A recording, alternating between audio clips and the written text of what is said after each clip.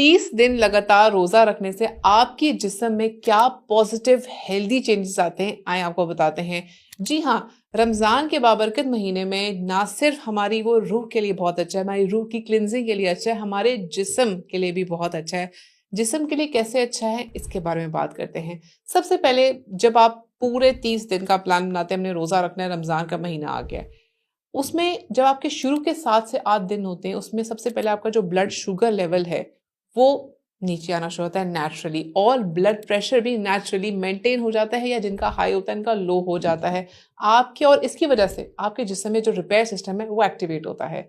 दूसरा स्टेप ये होता है कि आपका जिस्म रिपेयरिंग की तरफ आना शुरू हो जाता है। जैसे ही जिस्म रिपेयरिंग की तरफ आता है, आपका जिस्म अंदर से सफाई करना शुरू कर देता है, टॉक्सिन मटेरियल बॉडी से बाहर आना शुरू हो जाते हैं। तीसरा स्टेप ये होता है कि अगले नेक्स्ट 10 डेज में, अगले 10 दिनों में आपका जो डाइजेस्टिव सिस्टम है वो रेस्टिंग पोजीशन की तरफ जाना शुरू हो जाता है, जो कि वाइट ब्लड सेल्स की प्रोडक्शन को बढ़ाता है, जिससे आपके जिस्म में रिपेयरिंग शुरू हो जाती है। सफेद खुलिए आपके खून में बढ़ने से रिपेयरिंग शुरू हो जाती है। चौथा स्टेप ये होता है कि जैसे ही आपके ऑर्गन्स रिपेयर होते हैं, बॉडी में नेचुरल क्लींजिंग शुरू हो जाती है, जिससे आपकी एनर्जी लेवल्स बढ़ जाते हैं और कॉन्सेंट्रेशन बेहतर होती है, फोकसिंग बेहतर होती है, और आपकी, जिसे कहते हैं ना कि शुरू में इतनी ताकत नहीं थी, आगे जाके हमें इंड्योरेंस आ गई, ये उस वजह से होता है। अच्छा, उसके बाद नेक्स्ट स्टेप, फिफ्थ स्टेप ये होता है कि आपके टॉक्सिन्स एलिमिनेट होना शुरू हो जाते हैं। आपका जो लिवर, किडनीज और आपकी जो आंत में जो जो टॉक्सिन्स मौजूद होते हैं वो बाहर निकलना शुरू हो जाते हैं, आपकी बॉडी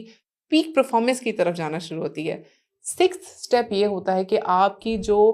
परफॉर्मेंस और एनर्जी है वो बढ़ना शुरू हो जाती है आखिरी दिनों में, स्पेशली जो लास्ट डेज की तरफ आते हैं रमज़ान के महीने के, आपकी बॉडी अडेप्ट होना शुरू हो जाती है और आपकी एनर्जी और परफॉर्मेंस बहुत बेहतर हो जाती है। सेवंथ चेंज ये होता है कि ऑटोफेगी प्रोसेस चलना शुरू होता है। रोजे के दौरान स्पेशली जब आपको भूख प्यास की हालत में होते हैं तो जिस समय ऑटोफेगी होती है, यानी कि आपके जो सेल्स होते हैं वो ऑटोफेगी की तरफ जाते हैं, आपके टॉक्सिन्स बॉडी से रिमूव होते हैं जो आपकी सेहत के लिए बहुत बुरे होते हैं, और आप हेल्दी होना शुरू हो जाते हैं। आठवां सबसे इंपॉर्टेंट चीज़ ये होती है कि आपके हेल्थ बेनिफिट्स इसमें बहुत हैं। जिन लोगों को शुगर होती है उनकी शुगर लेवल मेंटेन होना शुरू हो जाती है, जिन लोगों को वजन का मसला है उनका वजन भी कंट्रोल होना शुरू होता है, जिनका ब्लड प्रेशर का मसला है वो भी अपनी अद्वियात लें टाइम पर और रोज़ा रखें, तो उससे उनका ब्लड प्रेशर भी कंट्रोल रहता है। अच्छा, इस सब में बहुत ज़रूरी है कि हम अपनी खुराक का बहुत ख्याल रखें, यानी कि डीप फ्राइड चीज़ें नहीं लेनी, आपने ज़्यादा कार्ब्स नहीं लेने, अपनी हेल्दी डाइट और हेल्दी फूड्स लेने, जिसके रिलेटेड वीडियोस मेरी और डॉक्टर इरफान की बहुत आपके लिए मौजूद हैं।